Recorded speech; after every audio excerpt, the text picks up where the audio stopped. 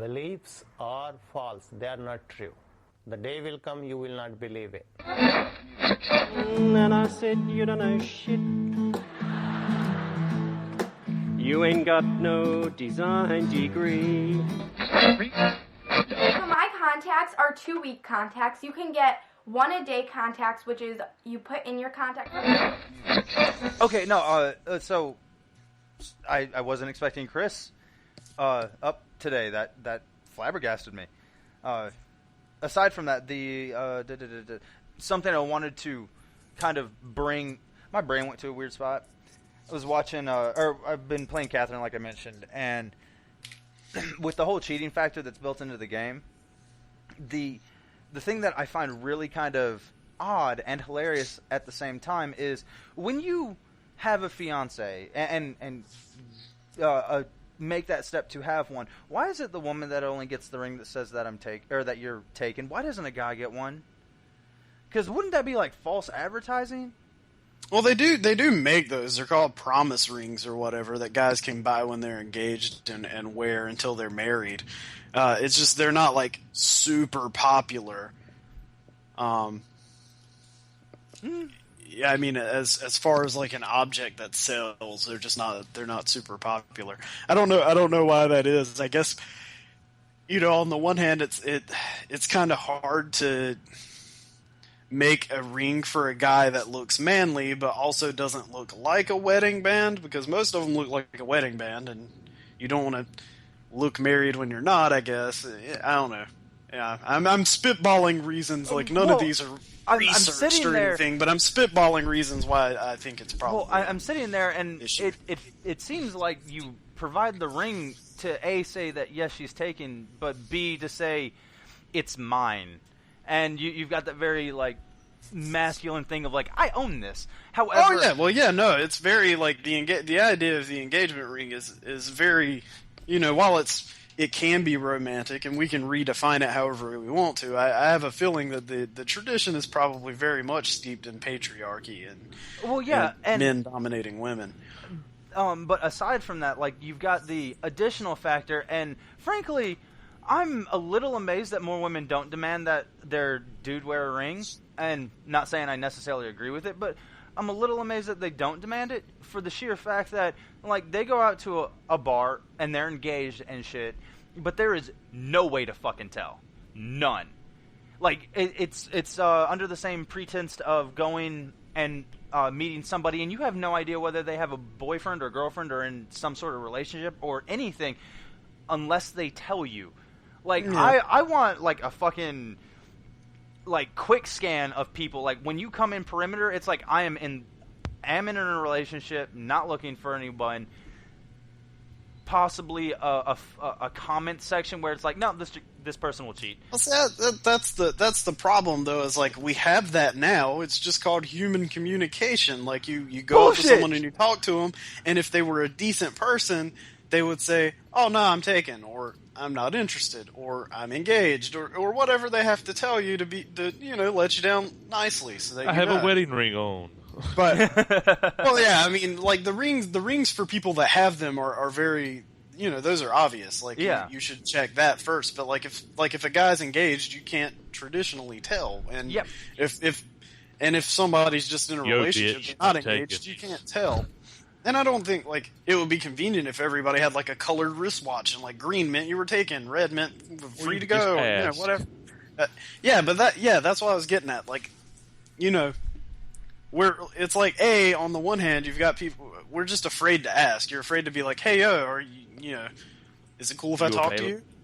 But by the same token, you have people on the other side who aren't going to tell you the truth because they're not entirely decent human beings. They like being hit on, or maybe they are looking to do something outside of the confines of their current relationship. I mean, human beings, and I'll say this like many, many times over recording with you, West. So get used to hearing it. Human beings suck. Oh no, I don't disagree with you. We're all terrible people. They're like for every one perfectly awesome human being, there are like 14,000 shitty ones. I would disagree. For every Nikola Tesla, there are like 20,000 Thomas Edisons. No, I would disagree on how you've got that kind of structured. I would say everyone's terrible. It's just we group based on the things that we don't consider terrible, where other groups may see that. Going back to the stop eating meat thing, you've got one side that says this is bad, and you've got the other side that says fuck you.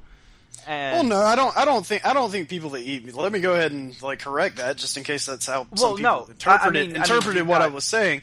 I don't think people that eat meat are terrible. I think they're doing something I don't agree with ethically, but I don't think that because they don't see it as not being ethical, I don't think they're doing anything wrong, because that issue isn't as cut and dry as murdering somebody. If I had made the statement, well, I don't murder people anymore, and then you were like, well, I murder people. Fuck yeah, I murder people all the time.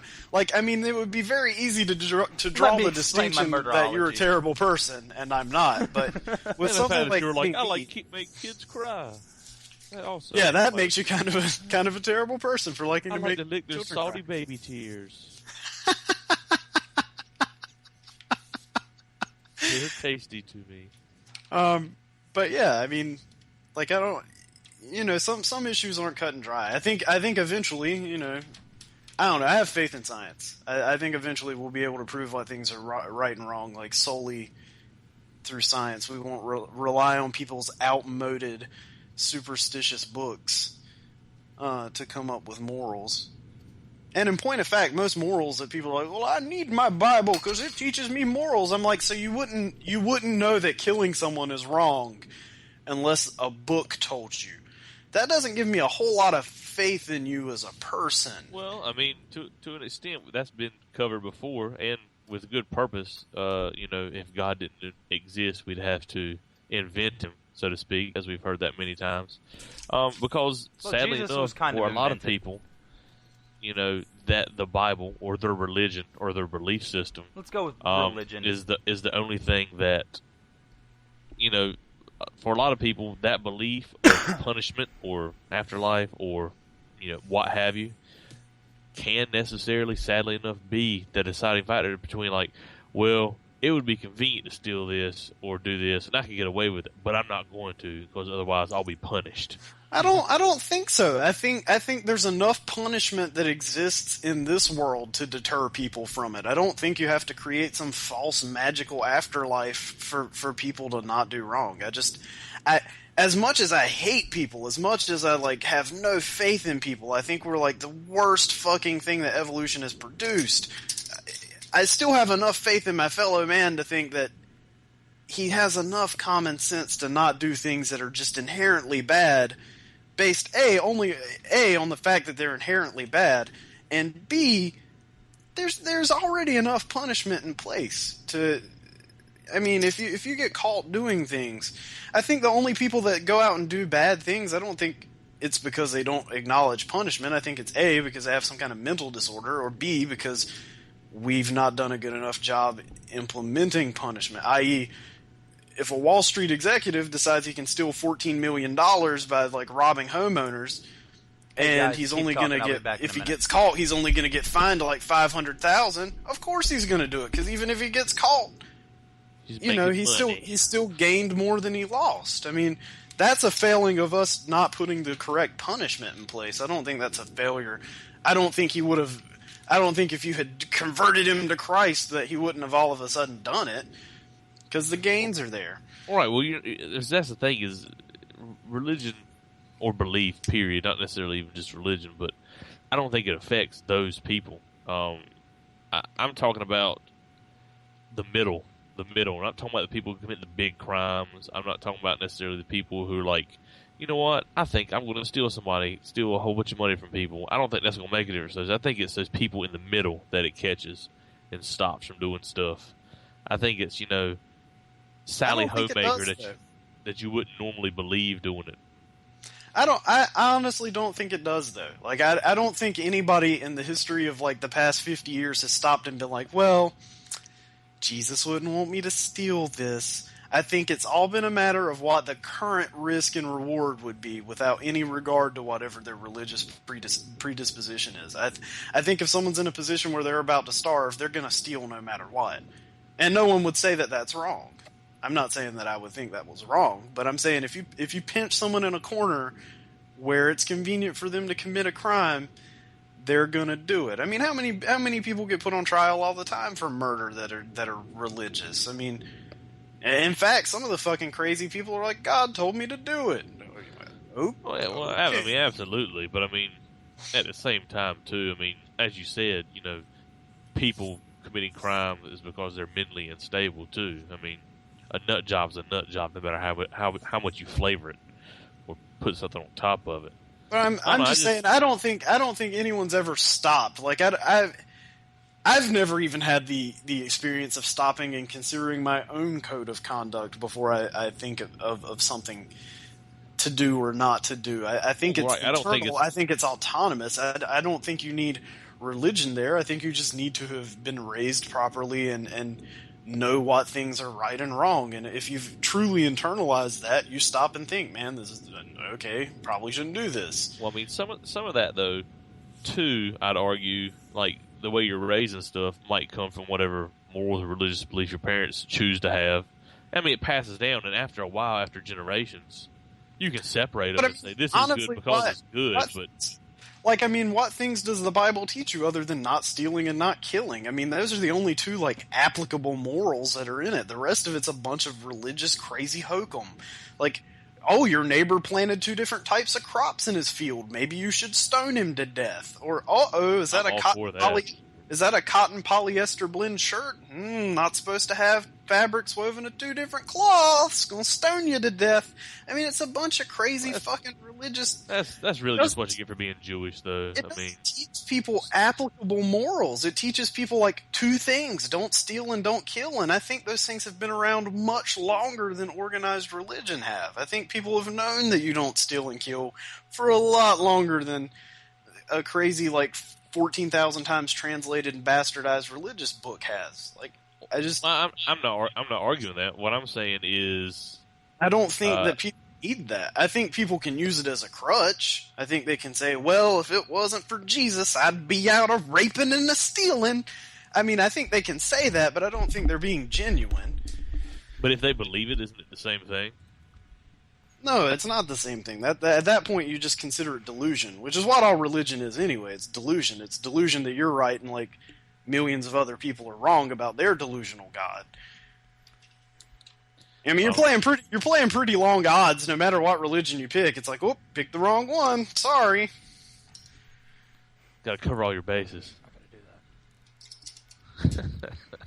I mean, I think everybody at some point in their life should be forced to take the outsider's test for faith. I think everybody should be forced to sit down and examine their own religious beliefs with the same critical thinking tools that they would use to evaluate someone else's belief. Like, if you're willing to sit down and say that you don't believe that the Prophet Muhammad flew around on a horse, look at some of the shit in your religious. Look at some of the shit in your religious book and look at it through that same lens. Do you think that, you know, a guy talked to a burning bush? Really? Legitimately? You're willing to believe that, but you're not willing to believe that we have thetans? Or that a guy found a golden tablet in, like, the Midwest? Like, okay. That's, like, my favorite story ever. I'm going to be honest with you. I mean, just straight out the gate. I mean... Oh, Mormonism? Yes. I found a golden tablet! In the woods of New York. I mean, and honestly, like, I catch flack from family about being atheist, but the way I see it, I've really only taken it the one logical step further than every other religious person has, because every other religious person is atheist about every single other religion except one. They don't believe in any other God, but they're one God, and I've just taken it the one logical step further, where it's like, there's not really any evidence for that one either. I know your mom loves you so much. Yeah, that's a subject we don't really discuss in my family. She probably does, because the Lord wants her to. Hey, that's why he gives her songs, man. I don't, you know. Songs for the Lord. I don't I don't- remember. When did I your mom honestly make can't that say, change? like, huh? When did your mom make that change? Because the person I remember being around wasn't all Jesus-y. And then at some point... That's the great thing about at least Christianity anyway, is that it allows anybody to just all of a sudden, like, Be Christian. And what I love is that if you follow it to the letter, essentially Christianity says it's okay for millions upon millions of people to die worldwide and go straight to hell because they never converted. It doesn't matter how good a person you are. If you prayed to Hanuman, you're going to hell. Like, you could have been the best person in the world, could have spent your entire life living things that Christ told people to live by, giving to the poor, feeding people. But you're still going to go to hell because you didn't pray to the right one. But someone who raped and killed children can, at the last fucking minute, be like, please, Jesus, let me in. And then, he's cool. We can let him in. Speaking of people letting people in, I know you've had to hear, because I know you probably thought to your mom, you know where your sister's at, right? What? Oh, yeah. Yeah, let's not get into that on here. Okay. I'm not, but it's still funny. But yeah, I've heard. I'm going to stop. Hold on one sec. Yes. Yeah, Thank so God. we're recording you taking a piss. Oh, come on, Wes. That's messed up. It's only the finish. That's messed up. I had to go. Everybody has to go eventually. You can walk away. That's why there's a mute button, and the fortunate factor is there's 3 of us on this one, so me and Corey can have a conversation without you present, because I just walked away for like 5 minutes. Pretty sure you guys didn't even notice. Oh, I never We noticed never you walk away noticed. with. Oh, you cunts. Don't you like how both of our responses were pretty much the same there? Yeah. We were talking about D&D earlier. I was like, Wes has no idea what we're talking about, nor does he care. I bet he's going to get a beer. It is. No, I have one beer left. I could go get that. Hard cider. I'll have to drink it before Friday. Friday's when I'm moving. Oh, yeah. Oh, have you finally got somewhere to move? Yeah. So that How'd that finally work out? worked out? Just dropped egregious amounts of money. But at least I won't have to pay rent again until December. So, was it any place you'd already looked at or somewhere new? It was somewhere new. It's actually less than half a mile from work, so I can walk straight to work. Right on. So you'll be able to get more sleep, right? A little bit. Yeah, that's Not, helpful. Not a whole lot more, but a Well, at little least bit. until they move you again. Oh yeah, they were already talking about that. God And damn it. I've made a decision because I'm moving into a place now that is cheap enough on rent as far as like how much it saves me, like over $400 a month. Wow. Being able to split it 3 ways. Is it a hostel? No, I know I'm moving in with Kate and her friend Megan.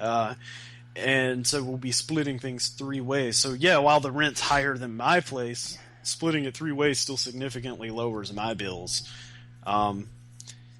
Because I'll be saving that much money, and because I've got a little bit saved up, like I've made the determination that if they try to move me again, they've got an option. I can keep showing up, because I will. Like, they'll tell me, oh, hey, we want you here, and I'll just keep showing up where I'm at. And they can either fire me for not going, or they can keep me where I'm at. And those are their 2 options. Sounds like a definitive. And Yeah, so 'cause it's I'm not- closer to, you not said it was moving- closer to, was it school or closer to work? Work. Closer to work, but it's also closer to school, because it's still moving in that same direction. Good. And it puts me like right on the bus line to campus too, which is nice. Instead of having to walk like almost a mile to the train to go to class, I can, catch a bus like that's like a block away. Right on. Good. But yeah, no, You say it was nicer, better than when you got? That's good. oh yeah, Same. yeah, it's a lot nicer than the place I'm staying. It's bigger. It's a ton of storage, like in the basement. They have a lot of buildings around here that are split into like duplexes and fourplexes and things. They're like older buildings. I don't know if they were originally designed that way, but this one looks like it was. So it's like 4 apartments in one really gigantic house, and it's got a huge basement. The basement has tons of storage, so like any of our stuff that we can't get in because there's 3 of us, we can always just like throw what we don't need down in the basement. Gotcha. Like, I have basement storage here at this unit, but the old people wanted to charge like $20 a month for it, which is ridiculous because it's just an empty storage thing down in the basement that's not going to get used if people don't pay for it. So you might as well just let them have it as part of their rent. Well, the new company that took over in like January, they let me have it for free, so I actually put stuff down there. But the storage in the basement of the new place is like 8 times as big. Okay. The one I've got down here is like 3 feet wide by like 3.5 foot deep. It's not very big. I'm trying to build how it works with an apartment that has a basement. That's just weird. Well, it's not really like the building I'm in now is a 2-story building, has 4 units in it. Very obviously constructed as an apartment building too. Mm-hmm. And there's an outside door that goes down into the basement. That's where the washer and dryers are, and little storage. Like, and the new people here that own this place, they put in like an exercise room in one of the buildings. Like, okay. Not that I've had occasion to go over there, but that makes sense to me. Let's convert the basements into usable space areas. Because not every building out here in this complex has washers and dryers. There's only like 3 or 4 of them that do, and I happen to be in one that has it, so that's kind of lucky. Speaking of, as a little side track, speaking of things making sense to Wes, I love how, like, since all the Wes friends are involved in some sort of either like design of some sort of whatnot, like everything Wes posts now is like, oh my god, I can't believe somebody's such a douchebag that they would use this god awful font or in this way. Yeah, there's everything an elitism. you post. There's an elitism. Why would you use that typeface? You're fucking an aberration to nature. Ugh. Yeah, there's an elitism. That's more than elitism. It's doucheism. I'm okay with that. Yeah, we know. But I just thought it was funny. Like literally everything, it was just like the thing I love about elitists, and this is true of Mason's girlfriend especially, which is why I didn't get along with her all that well, is that elitists think that the best way to do things, according to what their textbooks taught them, is the only way to do things, and that people will have no other preferences or should have no other preferences outside of their preconceived notions of what they should prefer. And I can't abide by that. If someone likes reading shitty Harlequin romance novels, let them read it. I mean, it's not like the person's going around saying it's great literature, but they enjoy it. Let them enjoy it.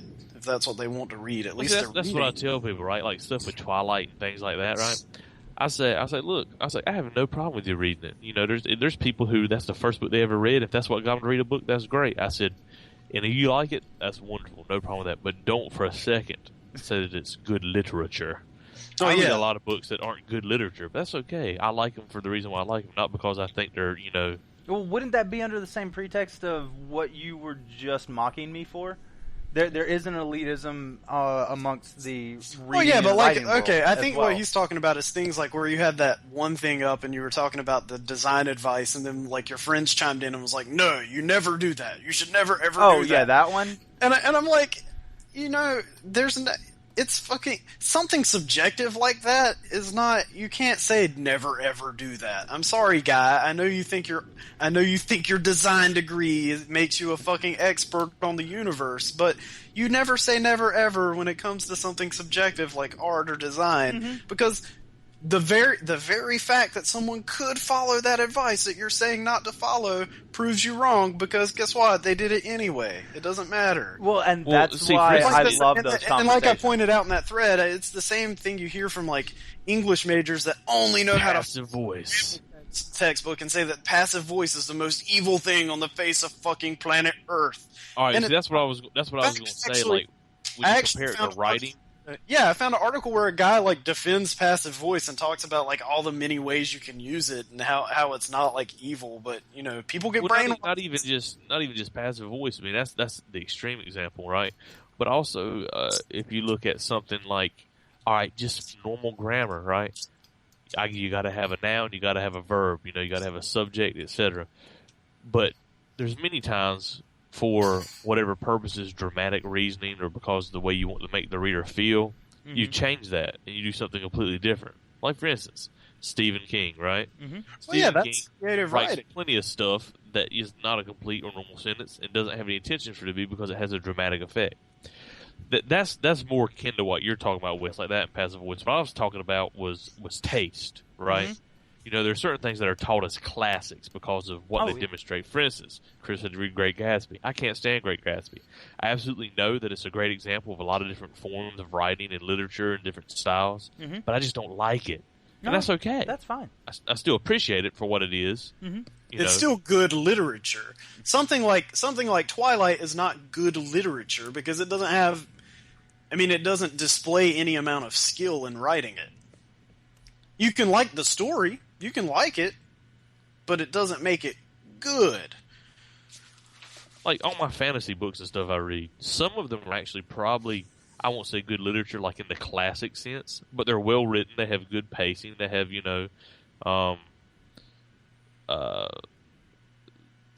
plot, they have character development, things of that nature. They're not badly written. But, are they trying to change the world or, make clear some great evil? No, well, of course not. anything involved in the creative world, there is one hard, fast rule.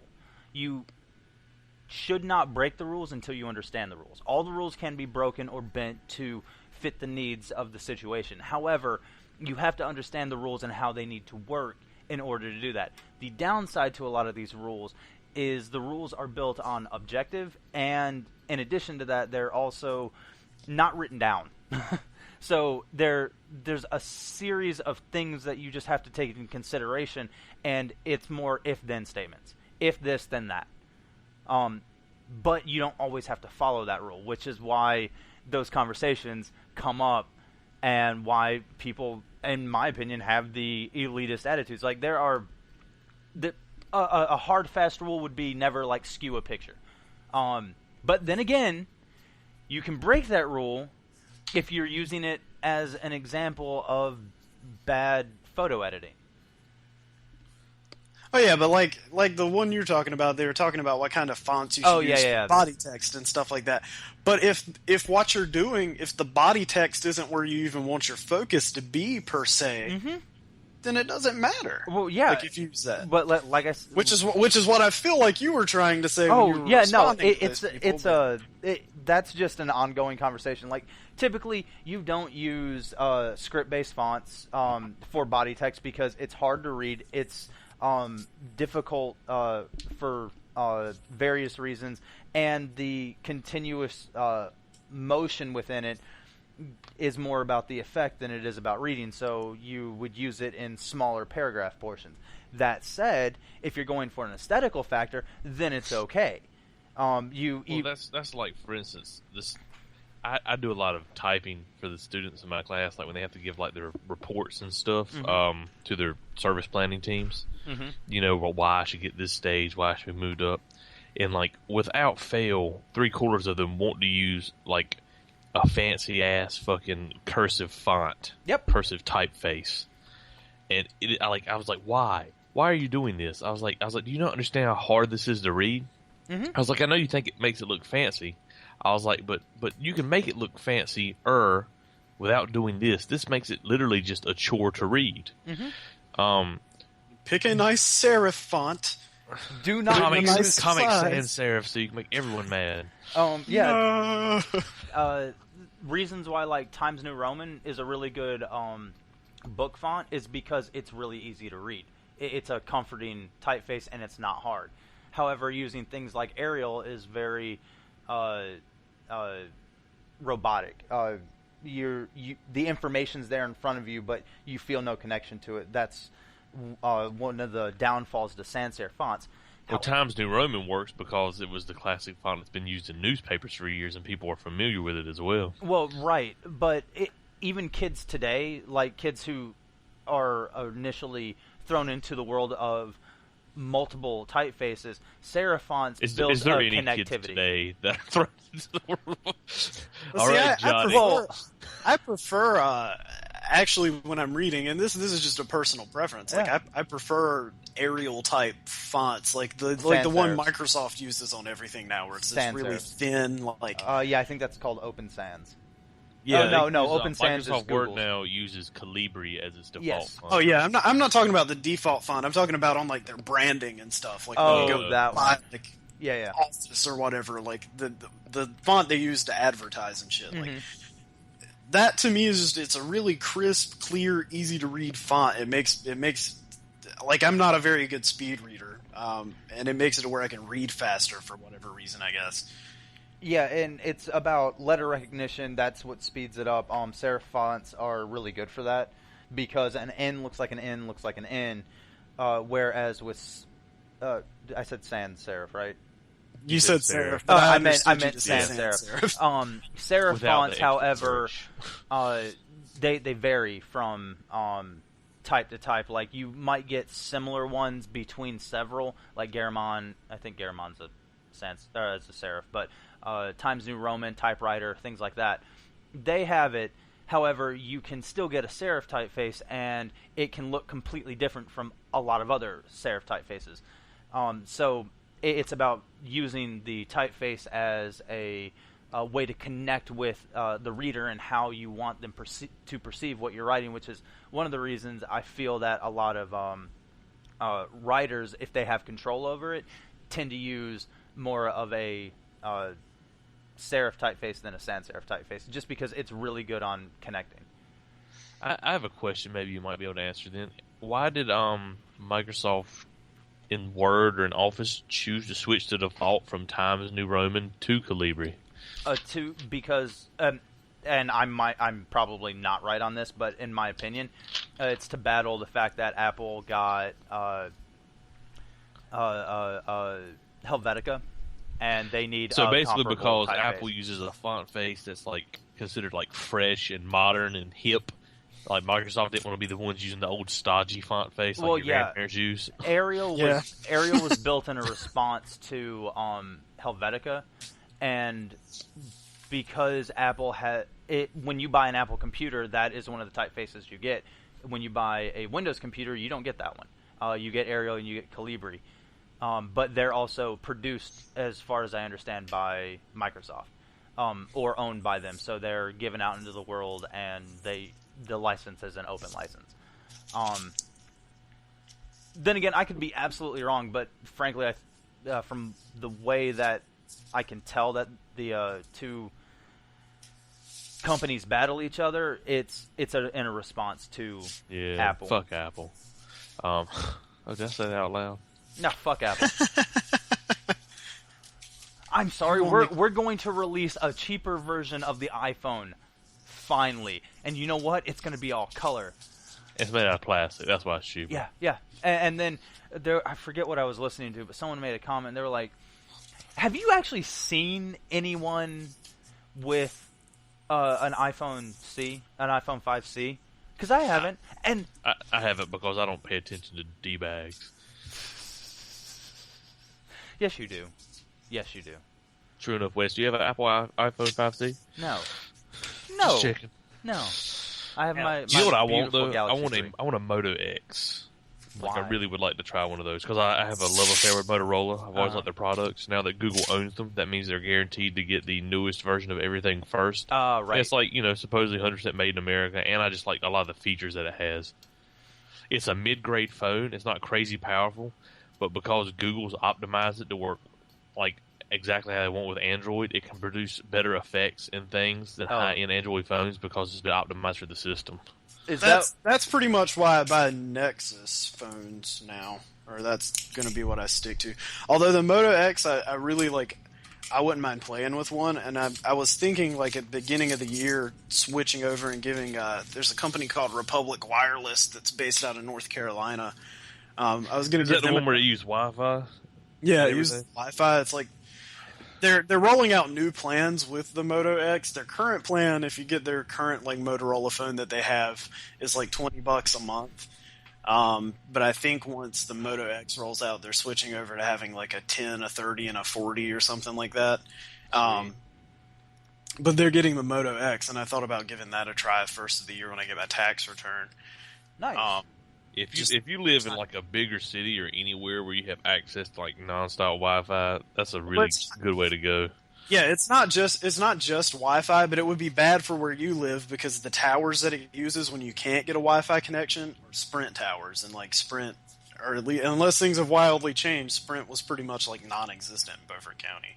Yeah. Well, Yeah. we'll see, because I keep rehearing this rumor, and it's expanding on the people that I'm hearing it from, that Sprint's going to have a hard turn here soon, to where their service is going to go from shit to amazing.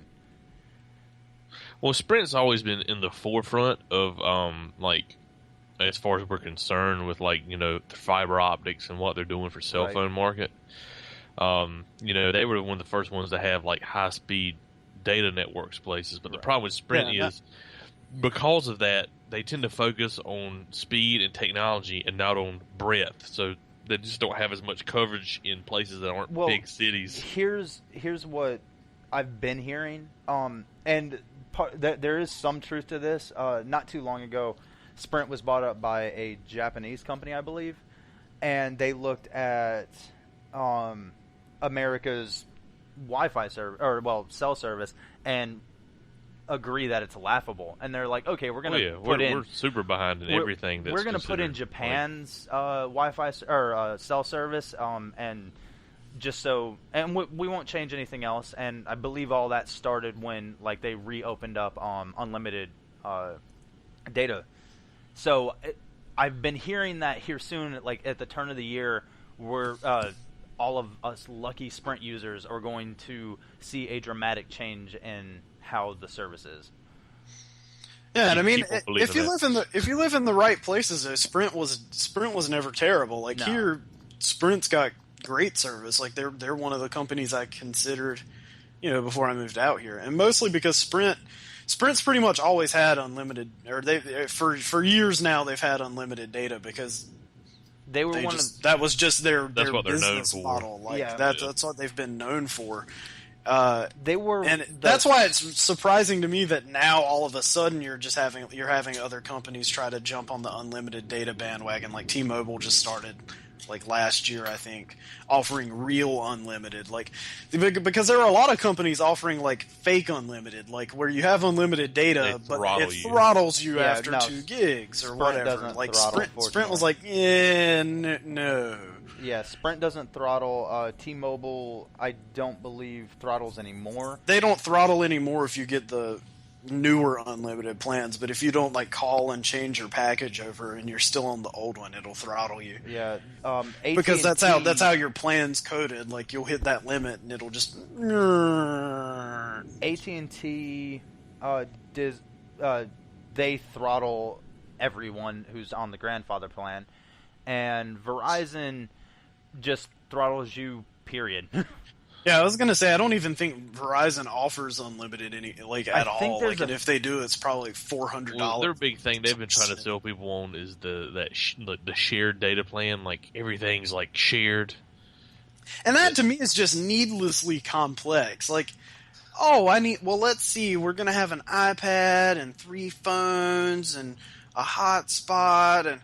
I think maybe we need 10 gigs, but that's just needlessly fucking complex. Yeah. Like, well, it's just like, it's stupid to me that people would want to do that. Because you'd need at least a few months worth of experimentation to have any numbers to base your decision off of. The thing that irritates me the most is most of the companies believe in the 1%, which there's no way in hell you can tell me that most users use 1% of their data. If they have most of their shit turned on, they can go through a gig in about a week. Yes, okay, so you're connecting to your Wi-Fi signals because you have it set up to do that because you want your faster speeds.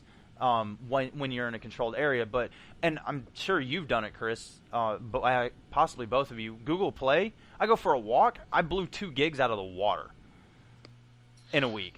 Mine doesn't eat up data that fast, but I may not have mine turned on. Like, I know you can turn it to stream, like, the full quality, or you can turn it to stream, like, lower res. Right. And I think mine's set to lower res just because I got tired of hitting, like, rough patches of signal where it would, like, just stop playing. Yeah. But I went through 2 gigs in a week, and it was the beginning of the month. I got a text message from AT&T saying, "Hey, look, you've been using a lot of data, so just so you know, we're throttling you. You still have your unlimited. We're throttling you." I mean, And to I me, was like, "You sons unlimited of means bitches." without limits. If I hit a part where you actually slow me down, that means I've hit a limit somewhere, And I call complete. which means it's not technically unlimited. I call complete bullshit that a lot of phones out today have FaceTime, but we can't really use FaceTime unless we're in a Wi-Fi hotspot area. Oh yeah, they just assume you're going to do that. Yeah, well, Well, I think honestly, even if it wasn't because of the load it puts on the network or because of like data usage or anything like that, I still probably wouldn't want to use something like FaceTime over the cell network all that often because I can imagine how god awful it would be. well, unless the cell network is better.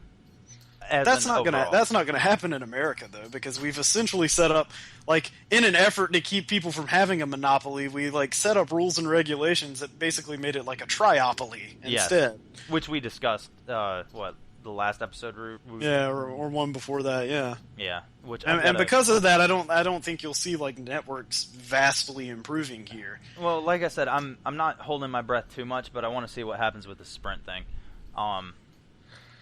I think it's going to be interesting if it's true. It's one of those things where it's definitely. I mean, that's the same thing for the state of the internet here. Our internet is like god awful compared to most industrialized nations. Yeah. Because of that very reason. Like we tried to specifically make it so that nobody would have a monopoly, and we like ended up jewing ourselves out of it because they're so busy competing that there's no reason for anybody to innovate and put money into developing things. Right. Because if everybody's just doing the same thing, why would you make anything better or put the money into it when you can just pocket it? Well, and like I said, which is why I like Google Fiber, because if you pay everyone loves Google Fiber, West, but the problem is there's only like 2 places. Well, I love the fact that they stepped in. They were like, okay, so you can pay for this package, and for the next, 5-7 years, you can have today's speeds for free. Thank you. Well, yeah, but it's only like 2. What's it, like Kansas City and like somewhere in Texas now? Yeah, in Texas, but there's also been 2 additional cities added. Kansas City is one of them. I know that. Well, that are being. Yeah, that was like one of the places in Kansas or wherever. It was like some bumfuck town. Like, yeah, they essentially did it there because A, the state of the internet was horrible, and B, just like I think they won like a contest or something. They won the lottery for it. Every large city was put into a hat, and they're the ones who won. But after they set up there, they went to Texas, and from what I've heard, they're already working on 2 to 3 other cities at the moment. So that city in Texas is like halfway done, and they're already starting on additional cities. So it's possibly going to spider extremely quickly. And that just brings things up in those places where they are everywhere else. I mean, places in like Northern Europe, in Europe period, and in like Asia, Korea, places like that. I mean, they're running 100 megabit lines as the base minimum in everyone's home. Yeah, well, and I'm sorry, I want my gigabit up down. I don't want my gigabit up 10K down, or my gigabit down 10K up. Yeah, I mean, that's just like I just upgraded because I went over the, ironically enough, I went over the bandwidth cap over here because I was downloading those games and everything. Yeah. Which I'm really surprised because it's the first time I've ever gone over it, and I download a lot of shit. So I don't know how I made it that long, to be honest with you. But the guy cut me a deal because, I don't know, he seemed like a... You have a bandwidth cap? Yes, 200, depending on what your speed is. You have a cap associated with it, like from... If you have really low speed, it's like 100 gigs or something like that. 100 you gigs have, is if you have, nothing. if you have like 15 gigs, 15 megabit to 30 megabit, it's like 250. And then if you have above 30, which is really just like 50, because that's the only thing they have higher than 30, it's like 350, I think, or 400 or something like that. Jesus. I'm sorry you're capped. Or maybe I've never hit my cap. Like I said, amazingly enough, I had never hit it until this month, or last month rather.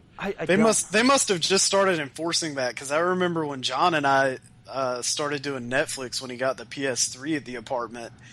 Like, I remember, like, I was going through some shit, and so I decided to just be depressed and mopey and lay on the couch and watch Netflix. We hit like 800 gigs or some shit from Netflix, dude. Well, see, that's what I'm thinking. I'm thinking that's the reason why I finally went over, because it had part of that month where John was here every day just watching Netflix all day because he didn't have a job. Yeah. So I think that helped, because I mean, I watch Netflix a lot, but when I work all day, from 8 to 4 or 5 o'clock before I get home during the weekdays, that tends to help out because you're just not there to use it. But it went over, like I said, the first time ever. So I went and talked to the dude, and I got everything upgraded. I bought myself a new router, a new DOCS 3 modem, and upgraded to the 50 meg. And the 50 meg, after he took all because he took a bunch of needless fees off the account, like the wiring insurance and shit like that. That I didn't even know I had. So I should tell you something. He was like, "Yeah, you don't need that shit." He was like, they just put it on everybody's account and don't tell them. I was like, "Oh, appreciate that." But I ended up I went from 15 meg to 50 meg for about $8 more a month. Well, damn, that's definitely worth the Is that up or extra down? little bit of money. It's down. Up's obviously going to be lower. Yeah, up's like but 10? most Up's cable always companies, most cable companies they cap your up speed at like 5 megs. Yeah, and your up speed is part of the reason why your internet is slower, because your request is taking more time than it is for it to receive data. Well, that, and I mean, my thing is, since I torrent everything, I leave my stuff up seeding to keep my ratio You good. mean that you eats into legally my shit as acquire? well. Huh? You mean you legally acquire? Torrent does not apply illegal, sir. I said I torrent things. Yeah. Just said you legally acquire things. Yeah, absolutely. All right, I'm gonna leave you two lovebirds to talk a bit. I need another cup of coffee. All right. So I gotta go put water on for the coffee. Then I'll be back, and then I'll have to leave again to actually make the coffee. Michelle's brother, well, her sister-in-law, I guess technically, posted the other day on Facebook. She's like, "Oh my god, I'm so tired of having to do it without a coffee maker." And I was just like, how does one do without a coffee maker? I mean, they're like $10 at Walmart. Is it humanly possible for you not to be able to afford a coffee maker if you truly want one? No. I mean, literally, you can get a cheap coffee maker for what, $10, $15 at Walmart? Yeah, that's how much I paid for the one that I got that I don't even use. I was like, unless you're a coffee fiend, I'm not. I like coffee, but I don't drink it every day by any means. No. I mean, I can buy one of those big containers of Folgers, and it'll last me for 8 years. Chris, mute button, dude. Remember, there's a mute button. Fuck you. Fuck you. How do you mean mute button? I wasn't making noise. The headset, you can hear it come up. Anyway, go on, Corey. I was thinking, damn it, I didn't mean to do that. Quit touching yourself. I always mean to do that. Is it happy times? No, I'm playing Borderlands while I talk to you. I got to multitask.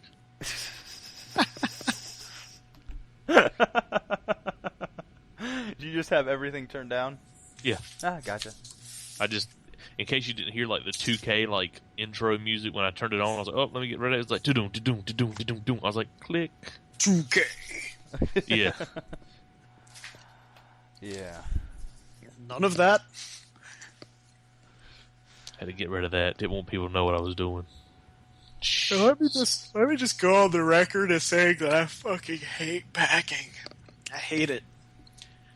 I love unpacking. Unpacking when you get to a new place, while tedious, gives you an opportunity to like completely reorganize things that you didn't have organized before. It's nice. Unpacking's nice. You get off to a fresh start, but packing is a bitch. It's You know a what I heartless told? bitch, because it's a chore that you know is going to lead to other chores. It's like when you first put the clothes on the wash. You're like, God damn it! Then we Now have I to got take to them out, fold 'em. put them in the dryer, and then they've got to dry.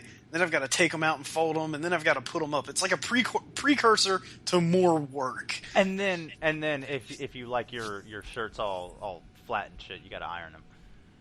Yeah, I don't do that. I'm lazy. Yeah, I was I have an thinking iron. that I have a really nice iron, but I don't use it. Mail that shit to me. I need a new one. Nope, I haven't. Oh yeah. That's something I wanted to ask about while I got you on the phone, because I have not boxed up the book and sent it yet. Partially because I've been without small enough boxes for the book. Do you still wear contacts, right? Me? Yes. Yeah. Do you use? Hold on. I gotta take the computer with me so I can go look at the fluid. Did you like getting these secondhand contacts? Is that supposed to get ready to happen? No, because the prescriptions wouldn't even remotely match, because you're like legally blind. No, What's this in front of me? Air. I got the the intro pack at the eye doctor place, and I tried them, and they were just so fucking frustrating getting in and out of my eye. I don't know if it's my eye shape or just my clumsy fat fingers or whatever the fuck. Like, I just couldn't do it. So I never even opened the fluid that came with it. It's Pure Moist, Opti-Free. Like, will that work for you? All of them work. There's not like Okay. a special kind. Well, the eye doctor said is like the only kind he even recommends getting people. 'Cause it's not, That's not drops, right? That's the cleaning solution you're talking yeah, about. that's the solution, the cleaning solution. Yeah, I mean they all work. I mean I'm sure that there's there's different brands. I normally get like was it Opti-Free or something like Yeah, that. that's it. Yeah. Okay. Okay, That's the yeah. only one I've ever seen. So I'll see if there's a way to package that up to where it won't like pop open or anything. sure. And I'll shoot it your way, because I know They didn't have to give you re-wetting drops, did they? no, just that.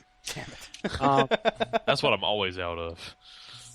But And I never yeah, buy it like, because I go through them like crack cocaine. I never even took the protective plastic off of the the top of it to open it up, like, because I had them in for one day and it was a pain in the ass. I just got new lenses for my Did glasses. they give you normal ones or did they try to give you ones for astigmatism? As far as I know, they were normal.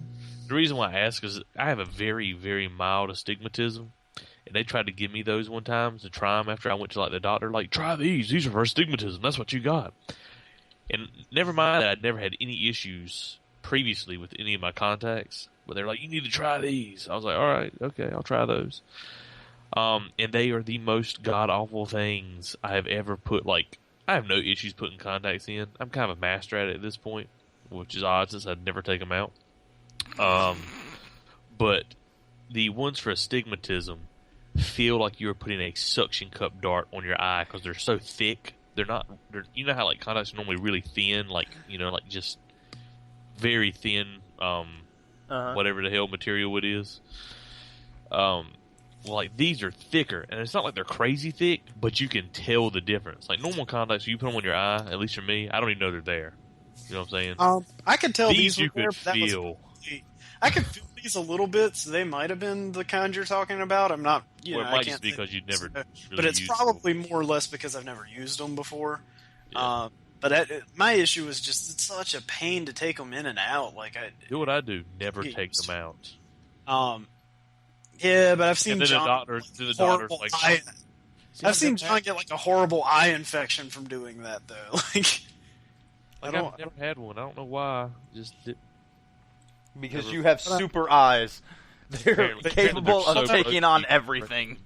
If Except there was vision. any way for me to get like Doctor's Vision Center to reimburse me for this whole like having to, because I probably wouldn't have had to spend money anyway to go, but I've not been able to wear my glasses since I moved out here because they were giving me like splitting fucking migraine headaches when I wore them. And come to find out, it's because the lenses that were in there, not my prescription. prescription. That'll do it. Yeah. At all, because what happened is you remember when I first got those Ray-Ban frames, right? Like before Yeah.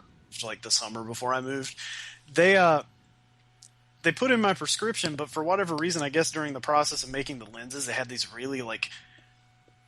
really hard to see unless you held them up to the light a certain way kind of scratches on them. And I was like, well, I got a warranty on the lenses. I might as well go ahead and get that fixed before I leave. So I had them fixed, and they gave them to me like days before I moved. And they put the wrong lenses in them. Yeah, I moved out here. I was like, man, why am I getting headaches all the time? And so I was like, well, I'll stop wearing the glasses and see if that helps. And yeah, that was it. They are way off. I think one of the eyes is close to being right, but the other one, like, because he had me like test on one eye at a time to see what I could read on the chart with the glasses on, and I think it's the right eye, just like completely fucking blurry. You can't like see anything through it. Like it actually makes my vision worse. Like, wow, good to know. Good to Classy. know. Yeah. But this place was nice. Like the reason I've been putting it off is because I know how expensive eye doctor visits can be. But like this place is I would right on actually campus. really like to get Students. a nice pair of glasses again, like a Ray-Ban style frame, like kind of like you had. But like every time I think about it, number one, actually, it's really weird for me to wear glasses now because I've worn contacts for so long, and you wouldn't think it'd be different. But the difference between having that glass, like, half an inch from your eye and a contact directly on it is miles and miles as far as your vision goes. Mm-hmm. And also sunglasses. I know that's sad, but like, I miss sunglasses so bad when I wear normal glasses. It's not even funny. I feel your pain. For the fact You that could get those really dorky transition lenses. Like West has? West does not have those. Yes, you do. No, I'll be right I don't. back. Oh, that's right. You got a lame ass clip on things like old men have. No, that was like 7 years ago.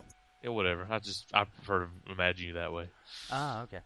Yeah, no, I haven't had a pair of sunglasses in ever. I love sunglasses. Like I'm like a vampire now. Like I literally can't go outside without sunglasses because I'm like, it burns. So bright. A ball of fire's in the sky. Why is it shining down upon me? It knows my secrets. Hello, day. Fuck you. That's like the Penny Arcade comic where he's out there. He's like, what are you doing? Why are you dressed? He's dressed all up in like a biohazard suit. He goes like, why are you dressed like that? We're just going outside. It's not my fault your planet orbits a ball of fire. Oh, damn. Am I out? Like, I really don't know if I have much else to talk about. Fuck. Miracles do happen. Oh, go fuck yourself. Hey. It's like whenever you're coming down, I'm like, oh, balls. It's like, Wes has got a backlog of shit to talk about. I know we're going to have to talk about stuff. Let me go ahead and get prepared. Oh, really? What, do you take notes on this shit? I don't take notes. I just know you do. Oh. In your head. Maybe. I can't help it. It just happens. My brain works funny. My brain works funny? Yes. It doesn't work like a normal person. Yeah. I'll buy that. Yeah. See? So you're listening to the Nerd Method Podcast with West and Chris. Yay! You got it this time. You can get in touch with us on... Fuck, what's the email? I forgot. You forgot too! Let me make sure I know what it is without fucking it up. I have it on my phone. I believe it is nerdmethodpodcast@gmail.com. Yeah, methodpodcast@gmail.com. Yeah, just email us if you want to talk to us. You might want to re-record that. That's a clusterfuck failure right there. I think it's a nice intro. I really think it's a nice intro. Oh.